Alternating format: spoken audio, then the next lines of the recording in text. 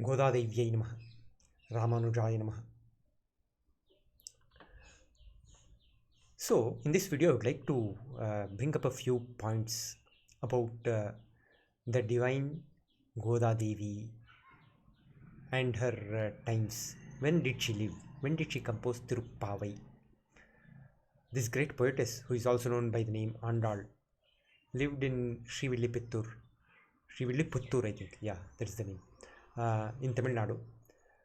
எனக்கு தமிழில் நல்லா தெரியாது, ஆனதுனாலே ஆங்கிலிக்கத்திலே சொல்கிறேன், க்ஷமிக்கணும். So,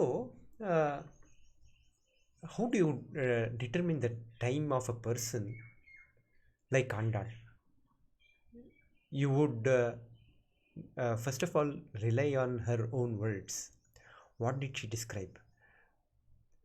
You would rely on the words of her adopted father, Vishnu Chitta or periyALvAr. Which king did he mention? So let us look at some of these evidences, because recently there have been some, not recently, since many decades there have been a lot of confusion about her date by people with very silly biases. We'll look at all those things. So first of all, how do we determine the time of Andal, aka Goda Devi? So if you let us look at the evidence which is relevant. First of all, you should note that the entire tiruppAvai, the verse the 30 verse collection called tiruppAvai, is about exactly one day, right? So the day goes like this. First of all, there are some cowherd ladies, gopastriya. What they want to do is they want to perform a vrata with the help of Sri Krishna, and what they ask for we'll see later. So first of all, the first 6 shlokas, you can classify them as being about what the vrata is, about their desire to do this vrata, what the niyamas for this vrata is, and they ask for the cooperation of the gods so as to complete these vratas. So that's the first 6 verses. And the next 6 verses is parasparodbodhanam. The gopikas try to wake each other up, get them ready for the early morning dhanur-mAsa vrata.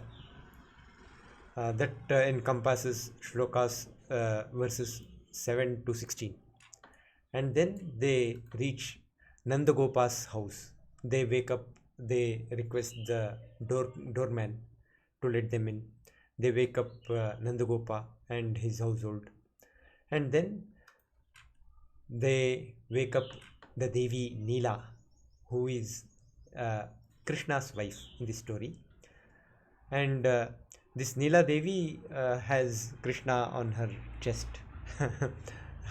So she needs to get woken up, and her assistance is solicited. And then they wake up the Deva, Krishna, Vasudeva. And finally, they express their desires. They tell their prarthane. They request Krishna's help and aid in order to get the materials for the vrata, such as drums. And finally, they perform the vrata. And after the vrata, they feel very happy. They say that they will eat prasada very happily, and then they will ask for forgiveness during the for the lapses in the vrata, and they request fruits from this vrata of the form of kainkarya for the everlasting future. And then finally there is a phalastuti. So this is the general structure of tiruppAvai. So as you can see, it is about one day. All right. So it's about one day. And what is the day? How is the day described? First of all, it is மார்கழி திங்கள் மதி நிறைந்த நன்னாளால். Alright, so what does it say? Margashirsha Masa. That's the term that Dravidas use. However, it's easier to understand it as dhanur-mAsa for the rest of us. Dhanur-mAsa is when the Surya, the sun god, is in the Dhanur Rashi in the sky. Right? So, that is dhanur-mAsa. What does it mean? Let us see. This is a software called Stellarium. And let us look at, let us go to pre-dawn. Okay, so this is Surya here. You see, this is Surya. Okay, brought Surya here, and the yellow lines represent the Rashi, and this particular Rashi is Dhanu. Alright, so on this date, for example, the Surya was in Dhanu Rashi. So as the years go around, Surya changes his position. As the days or the months go about, Surya goes from one Rashi to another Rashi to another Rashi and so on. See, so now he is in Dhanu. Now he is in which Rashi is that? Let me reduce the time. Okay, so now he is in Vrishchika Rashi. As I reduce the months, Surya goes backwards, Tula Rashi and so on. So here the poetess expresses the Rashi of Surya, and then she says that Chandra is full, Madi Nirainda. Alright, so Chandra is full, so it's a full moon day. Full moon day in the dhanur-mAsa is the time expressed by the poetess. So in the Sanskrit would be simpler for many of us, so I'll read it out. Masoyam mrigashirsho dinamapi sudinam chandrasampuritatvat. Alright, so that's one parameter. Another parameter is that it is dawn, pre-dawn, not dawn but pre-dawn. How do we know that? By some verses such as this. Pullum shilambina kan. So I'll read out the Sanskrit translation. Bale tvam na shrunoshi kim khagarutani kishu kishu endru engu anaichatan tvam kichu kichi tyamun na shrunoshi. So the birds are chirping. This is pre-dawn. The birds start chirping, just like what you hear right now. And then what do we have?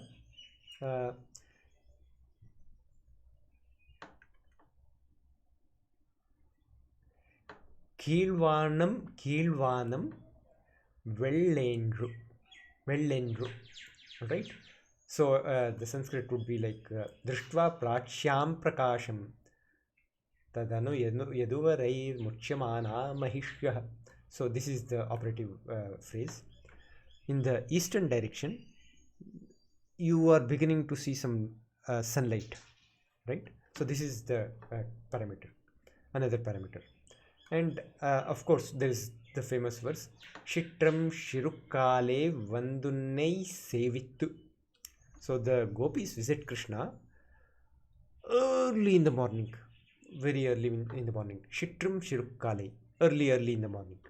You can take it as that. So what does this indicate? The time is before dawn.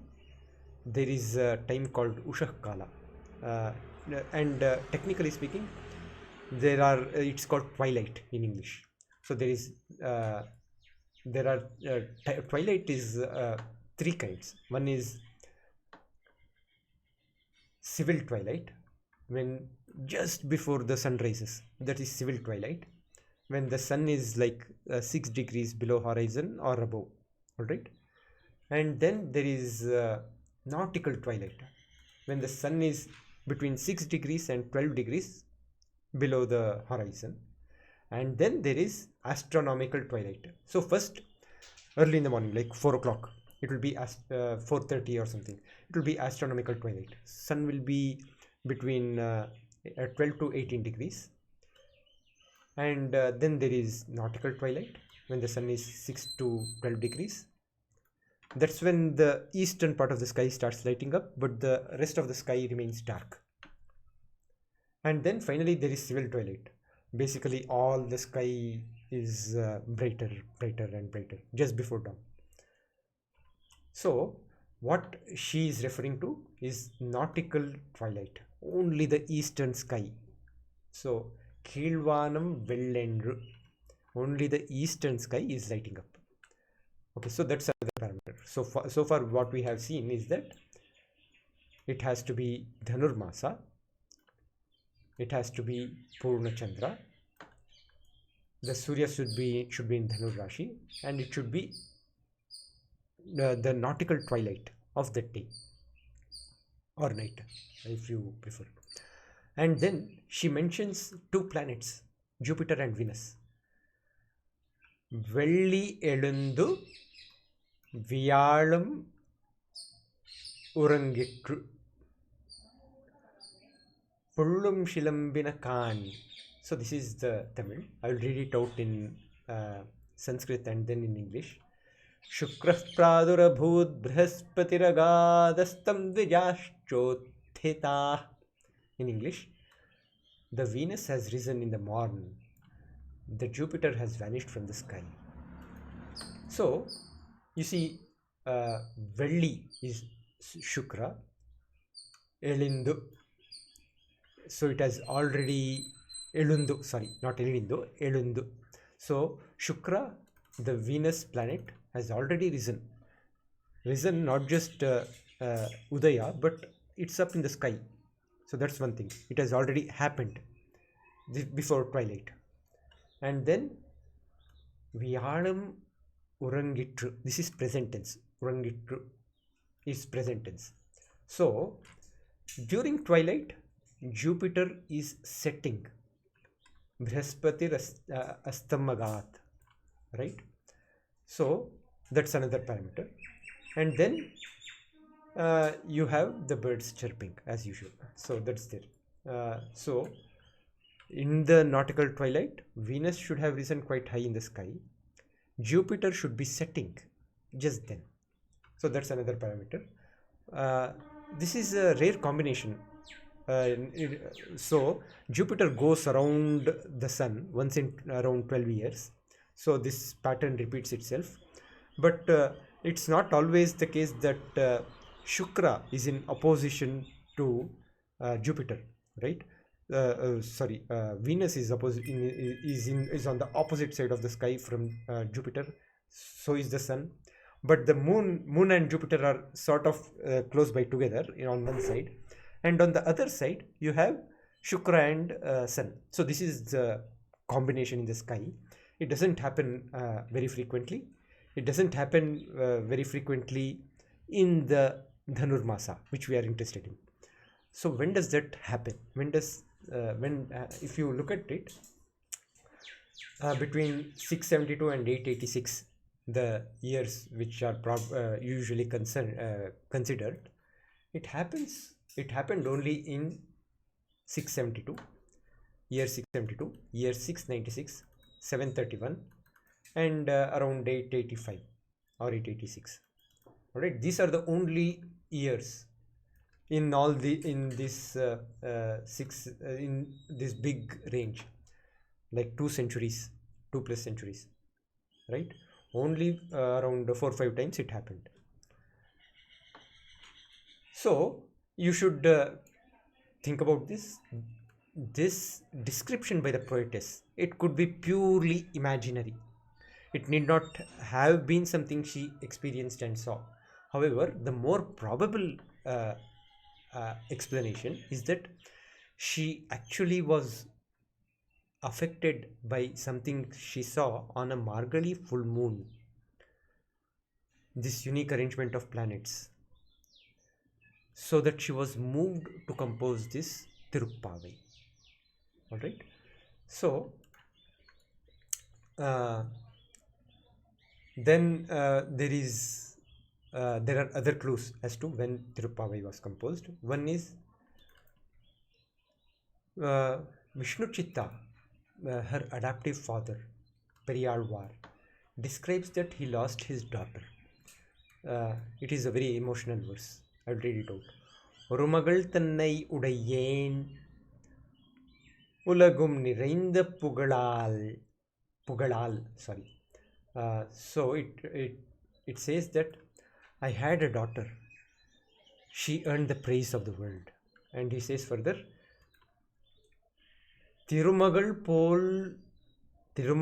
போல வளர்த்தேன். I raised her as if she was Lakshmi herself.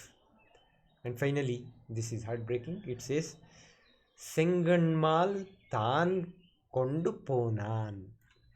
So the Vishnu with the reddish eyes, he took her away. So this is what Vishnu Chitta describes. And this refers to Andal as per all hagiographies, all stories.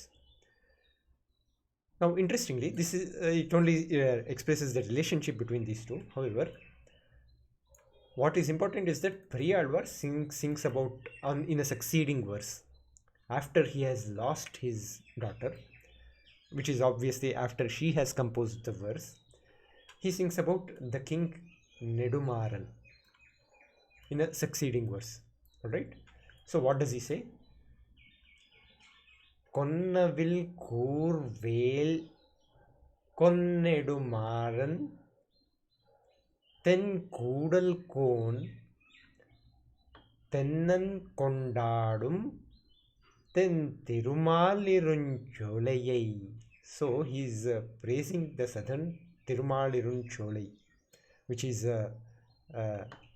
shrine for Vishnu in the pANDya Desha. And he says that this great shrine is praised by the Pandyan king neDumAran. Alright? So that's what we can get from this. And he's a heroic king apparently, because he has a sharp veil, a sharp spear, and so on. So this is another clue. So periyALvAr would have lived during the time of neDumAran, and supposedly, and Andal would have lived prior to that. His adoptive daughter. She would have died before that. So another clue. Many centuries after Andal lived, in maybe the 1300s or something, or even later, there were hagiographies, guru-paramparA-prabhAvas, which described this particular ruler as vallabhadeva. So this is a very weak clue. People get misguided about this. However, this is another thing to be considered. And then another clue is the pANDya chronology. So I will show you the chronology a little here right now. Okay, so you see the Pandyas, the Pandya dynasty around this time started with the king Kadungon, and then there was Avani Chudamani mAravarma. So I would remove this. This is not necessarily true. Okay. His successor was someone called Jayanthavarma. And then there is arikesari mAravarma, who is probably our mAravarma. And he was a nAyanmAr. And the date, which is reasonable based on actual inscriptions, is that he ruled from 690 to around 740, as per Ravilochana, who is a good scholar, very informed person, very honest person. And there is the popular wrong date pioneered by the Shaiva Nagaswami archaeologist, very famous archaeologist. This is a wrong date because it doesn't consider several critical evidences, such as inscriptions about mAravarma himself. So this mAravarma is of particular interest. And then, so first of all, after mAravarma, then comes he fought in a battle called the Nilveli battle, which evidence is very important to determine his date. And then there was Chadayan Ranadhira, and then there was mAravarman Rajasimha, and then there was Varaguna Pandya or Jatila Parantaka, and then there was Srimara Srivallabha, and then his son Varaguna. So this is the Pandyan dynasty of around that time. So that's another evidence to be considered, because who is this neDumAran? It should be some king named Maran. All right. So that's why understanding the chronology is important. And then there is the time of nAthamuni, which is very important, because nAthamuni was a compiler of all the Divya Prabandhas, including tiruppAvai and periyALvAr's verses. So what was the time of nAthamuni? nAthamuni was grandfather of Ramanuja's preceptor. So Ramanuja was born around 1017. There is evidence to show that. In 1111, Vishnuvardhana, who was converted by Ramanuja from being Bittideva, the Jaina king, Hoysala king of southern Karnataka, into being Vishnuvardhana. So there's an inscription from Vishnuvardhana in 1111 in Srirangam. It matches the 1098 Melkote entry of Ramanuja, and we can take it to be 1017.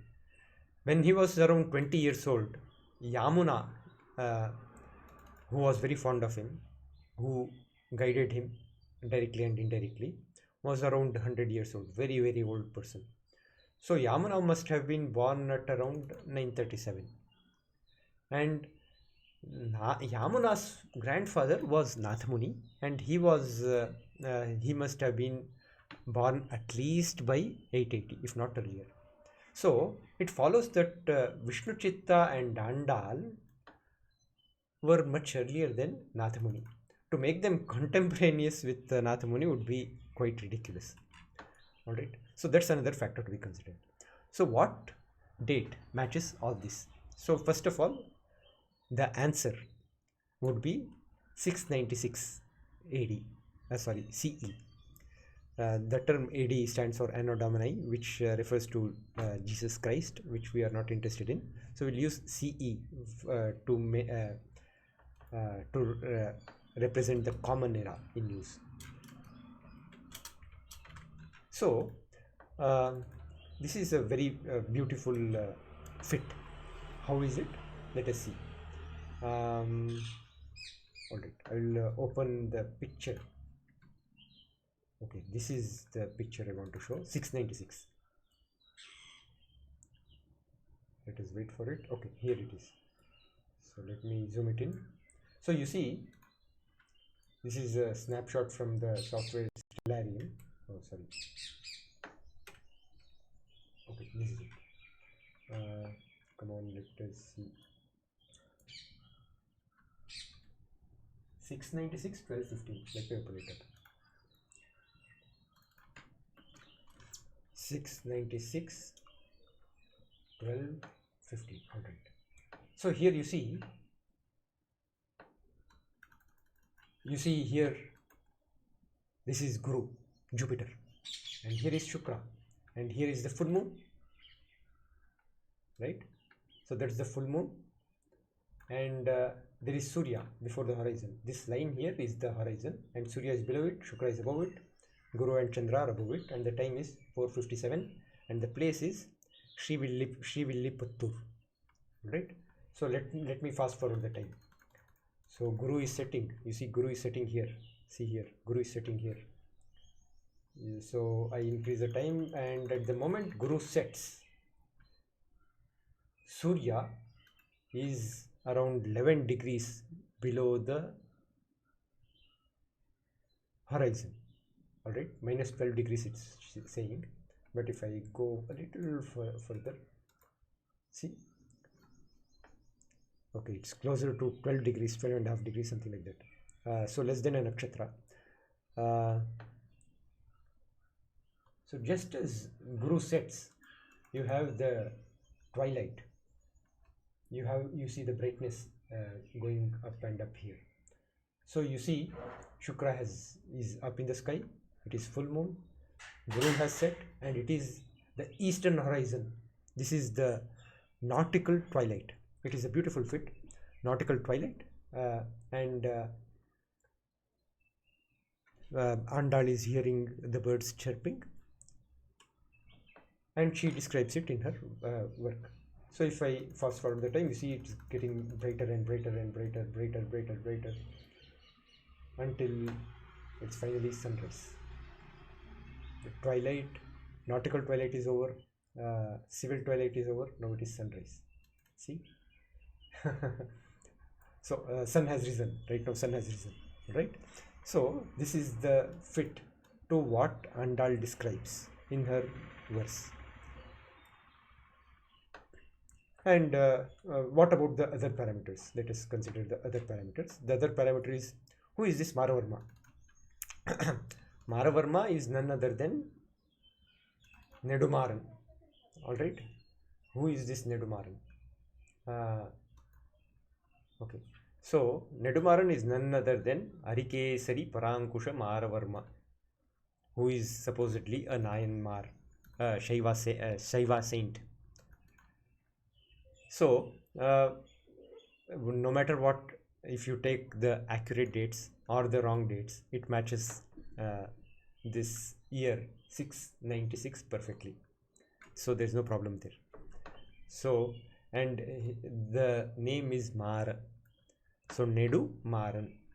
Nedu, by the way, Nedu is epithet. It's a visheshana.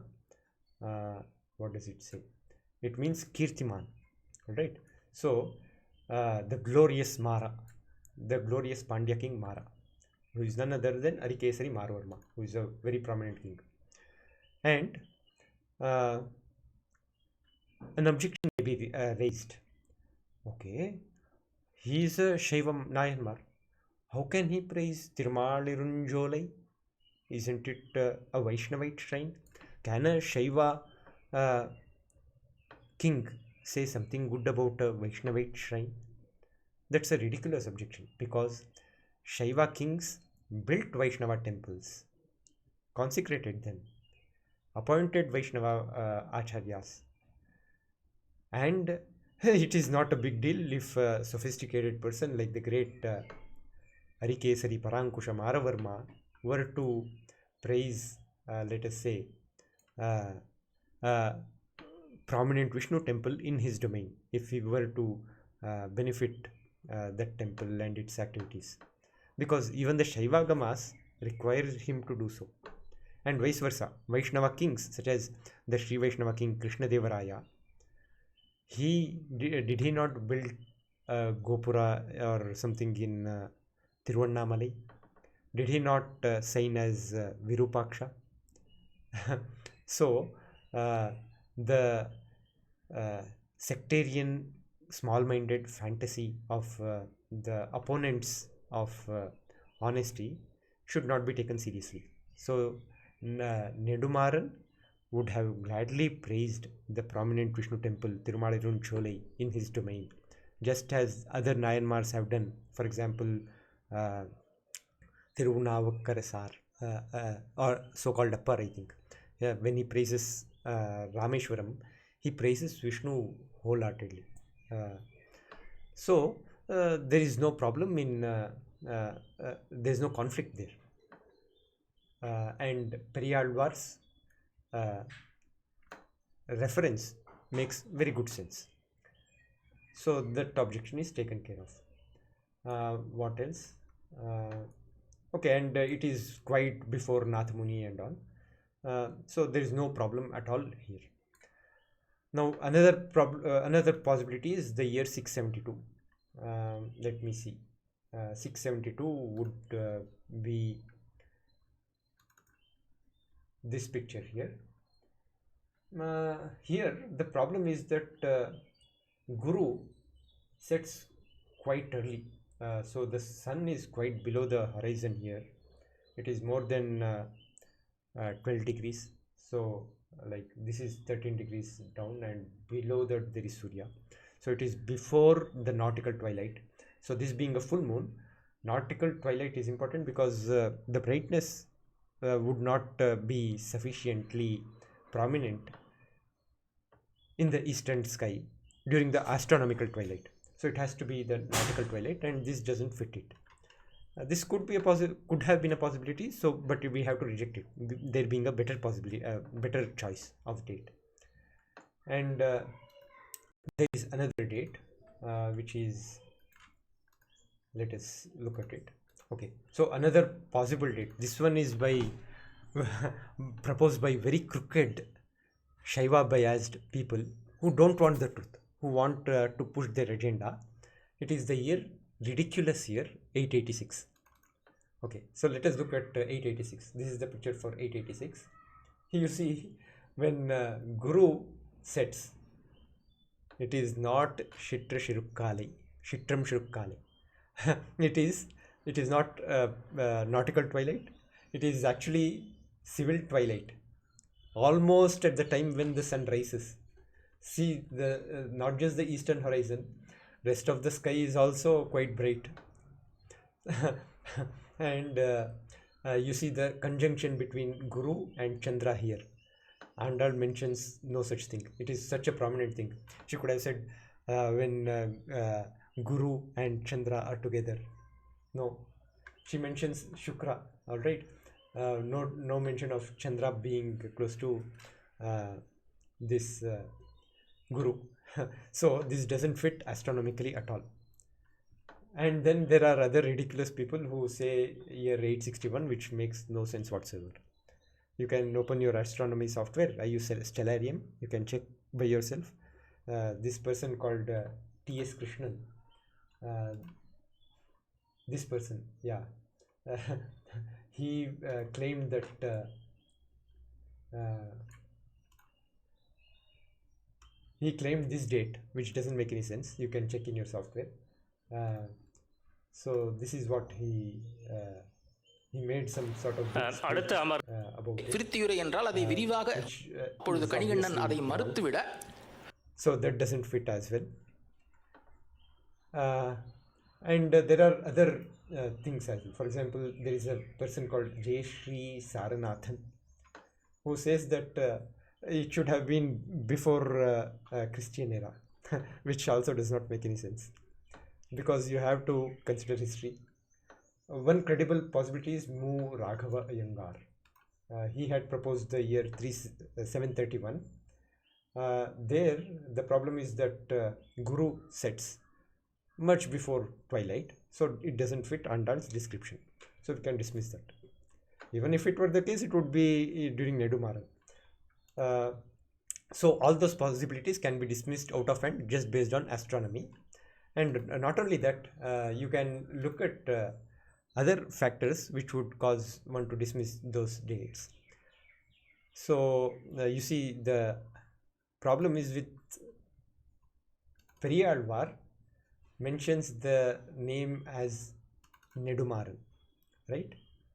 Now, who was the neDumAran in 885-886? So they proposed some. It was the king around the time was Parantaka Veera Narayana, and it was Srimara Srivallabha was only reigning from 815 to 862 CE. He was said to be a Vaishnava. All right. So they use that and they take this year and they say that Andal and periyALvAr lived in his reign. However, the problem for them is that the astronomy fits only for 885-886 after he died. So as a patch, this person called T.S. Krishnan, he came up with this ridiculous date which doesn't fit the astronomy at all. So what you have here is their botched attempts.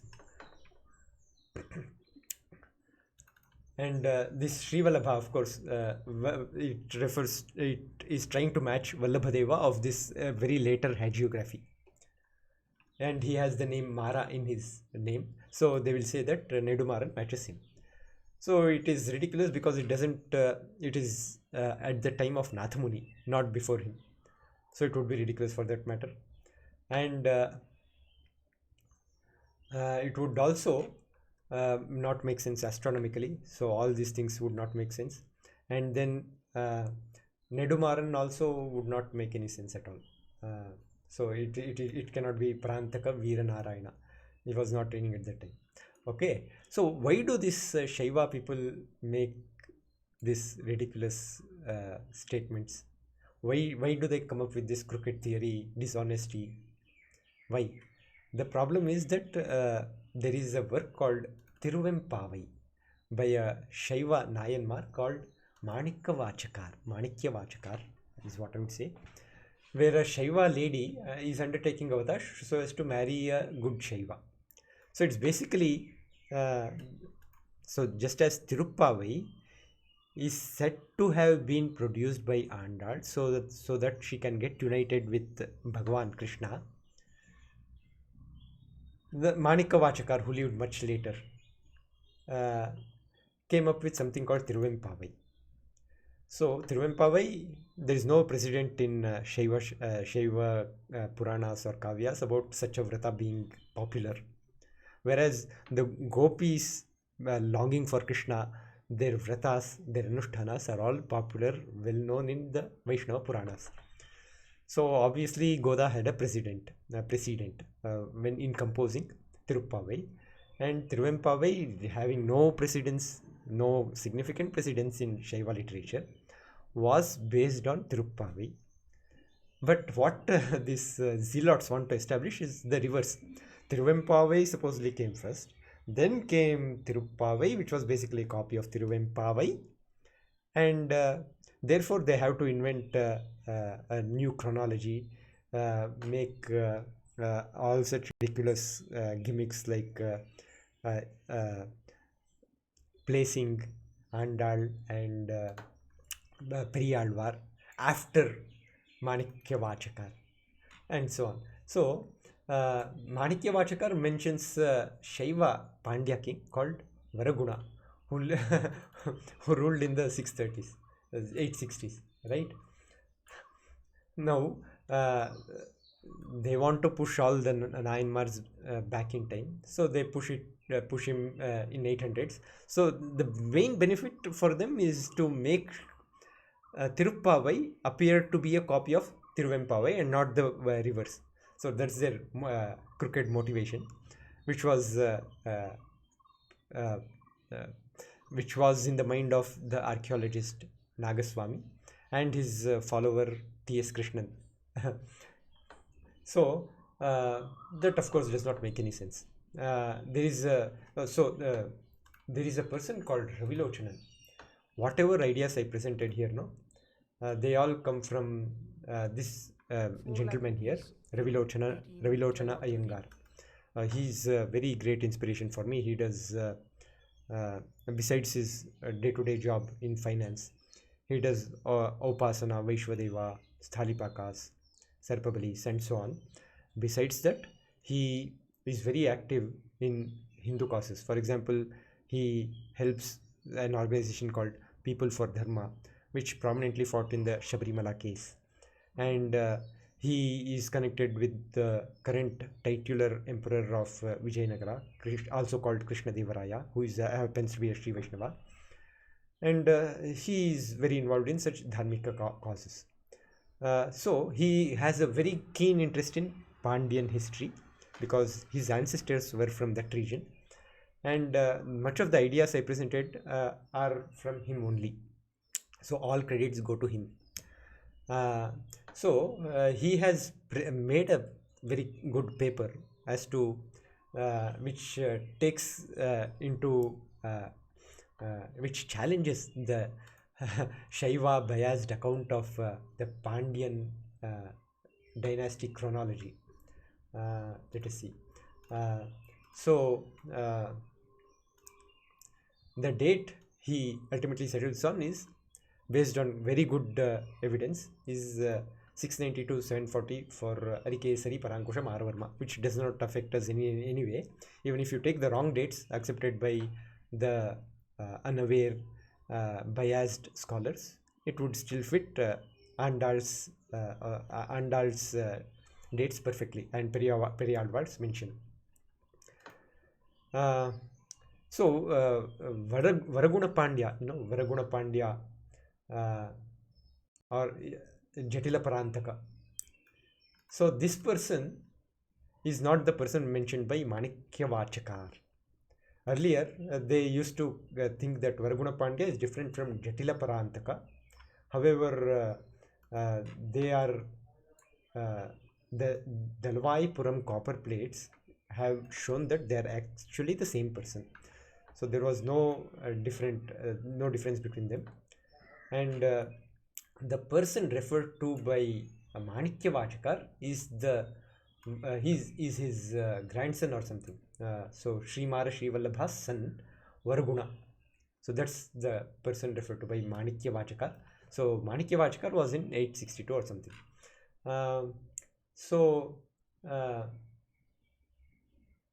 This is what we have here, and we have good evidence to show that his time was 862, because there is a Lalgudi inscription which mentions his 5th regnal year.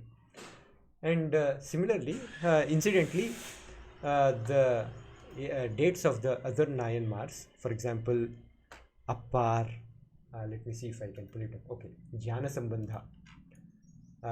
He mentions several Jainas who belong to the 8th century, not the 7th century as the biased Shaiva scholars claim. Paranjyoti Shirutondar. So he was a contemporary of the great jnAnasambandhar, and he participated in the Vatapi invasion, and which is not the invasion in 642, but a later invasion at around 690. So that matches as well. And then there was appar, nAvukkarasar, and